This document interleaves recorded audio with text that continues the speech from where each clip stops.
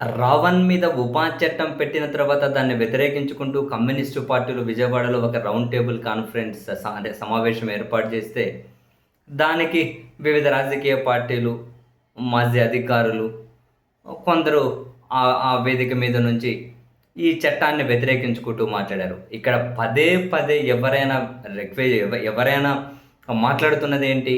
ఏ వ్యక్తి అయినా కావచ్చు. రావణ, ఎక్సా, వైయ్య, జెడ్డా, ఒక రాజకీయ పార్టీ నేతనా, ఒక మేధాగా, ఒక జర్నలిస్ట్ ఎవరైనా కానియండి. కులాలను టార్గెట్ చేసి, మతాలను టార్గెట్ చేసి, దేవుళ్ళను టార్గెట్ చేసి, అసలు ఒక మనిషి మీద విద్వేషం వెళ్ళగక్కడమే పెద్ద క్రైమ్. అందులో అది ఒక చట్టం ప్రకారం క్రైమా కథ పక్కన పెట్టండి. ఒక నైతికత కూడా కాదు. ఒక మనిషిగా, ఒక మనిషి ఐక్యత గురించి మాట్లాడారు. ఒక మనిషి ప్రేమ గురించి మాట్లాడారు. ఉమ్మడిగా మనుషుల జీవన ప్రమాణాల మెరుగుదల, ఈ సమాజం బాగుండాలంటే ఏం చేయాలన్న దాని చుట్టూ ఎవరైనా చర్చ చేయాలి. ఎవరైనా ఇప్పుడు ఒక దేవుడిని తిట్టారనుకోండి, అదేం సరదా ఇంకో దేవుడిని తిట్టడం? ఒక మతాన్ని తిడితే అదేం సరదా ఒక మతాన్ని తిట్టడం ఏంటి? ఏం అవసరం? నువ్వు సాటి మనిషిని ప్రేమించలేకపోతే అప్పుడు వాళ్ళ మతాన్ని తిడతావు, వాళ్ళ దేవుడిని తిడతావు.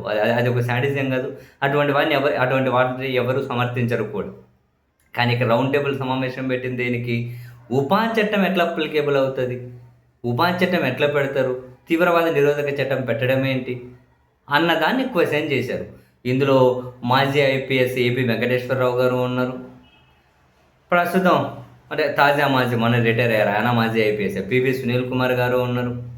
వైసీపీ నుంచి అంబటి రాంబాబు గారు వెళ్ళారు. కొందరు వెళ్ళారు, ఆ వేదిక మీద నుంచి మాట్లాడారు.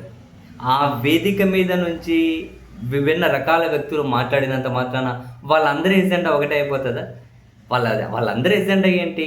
ఆ వేదిక అంతవరకు ఉపా చట్టాన్ని వ్యతిరేకించడం ఎజెండా. అంతే, అంతకుమించి ఇంకేమన్నా ఉంటుందా?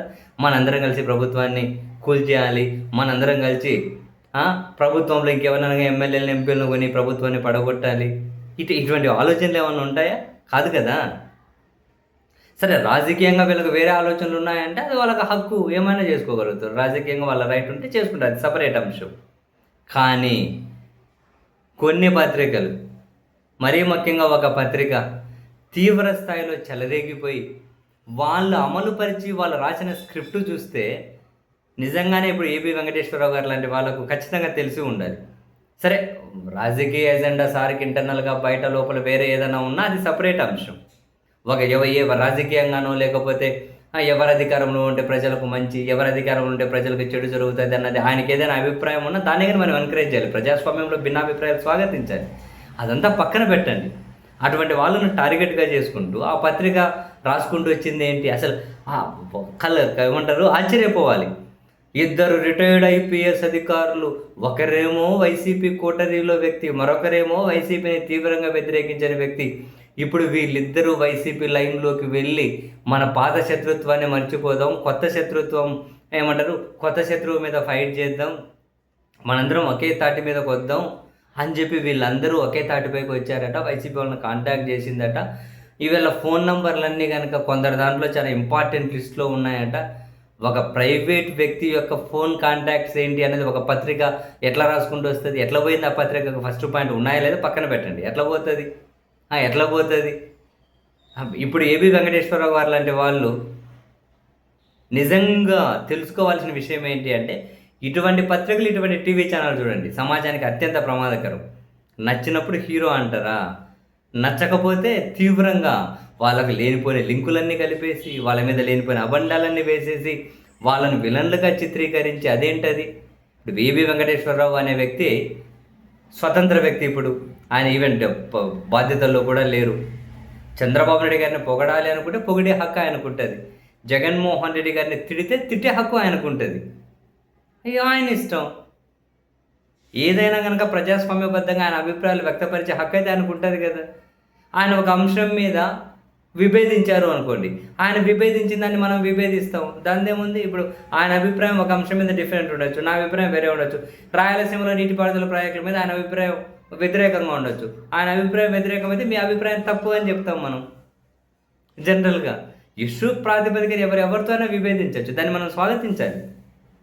అలా కాకుండా వాళ్ళని క్యారెక్టర్ని అసాసినేట్ చేసేయాలి, ఒక ఉపా చట్టాన్ని వ్యతిరేకించినందుకు వాళ్ళను నీచులుగా చిత్రీకరించాలి, వాళ్ళను క్రూరులుగా చిత్రీకరించాలి, వాళ్ళను ఒక విద్వేషపరులుగా చిత్రీకరించాలి. ఏంటి రాతలు? ఇటువంటి జర్నలిజం ఆ రాష్ట్రానికి కావాల్సింది. భిన్నాభిప్రాయాలను స్వాగతించే సమాజం కావాలి. హద్దులు దాటే మాటలు ఎవరు మాట్లాడొద్దు. ఏం అవసరం? హద్దులు దాటే మాటలు ఎందుకు మాట్లాడతారు? ఆ! ఒక అంశం నచ్చకపోయింది, అది నచ్చలేదు అని చెబితే మాత్రం ఇంక వాళ్ళేమన్నా బానిసత్వం చేస్తూ ఉన్నారా? వాళ్ళేమన్నా బానిస కాలంలో ఉన్నారా? ఈళ్ళు కొన్ని పత్రికలు, కొన్ని టీవీ ఛానెల్‌లు, కొన్ని పార్టీలు ఏం చెబితే దానికి తలూపాలా? వాళ్ళకంటూ ఒక స్వతంత్ర అభిప్రాయమే ఉండదా? వీళ్ళు ఉగ్రవాద చట్టం కరెక్ట్ అంటే అందరూ కరెక్టే అనాలా? అనకపోతే ఇంక వాళ్ళని ఏమైనా నిందించేస్తారా? వాళ్ళ క్యారెక్టర్‌ని నాశనం చేస్తారా? సార్ ఏబీ వెంకటేశ్వరరావు గారు, అసలు అతిగా పొగిడి, అతిగా తిట్టే వాళ్ళతోనే అసలు ప్రమాదం. ఇటువంటి వాళ్ళనే చాలా జాగ్రత్తగా గమనించుకుంటూ ఉండాలి. ఇది ఒక ఏబీ వెంకటేశ్వరరావు గారికే వర్తిస్తుందని చెప్పట్లే, ఎవరికైనా వర్తిస్తది. ప్రెజెంట్ బేసిక్‌గా ఆయనే సెంట్రిక్‌గా వీళ్ళు అటాక్ చేస్తూ ఉన్నారు కాబట్టి ప్రత్యేకంగా ఆయన పేరు ప్రస్తావించడం.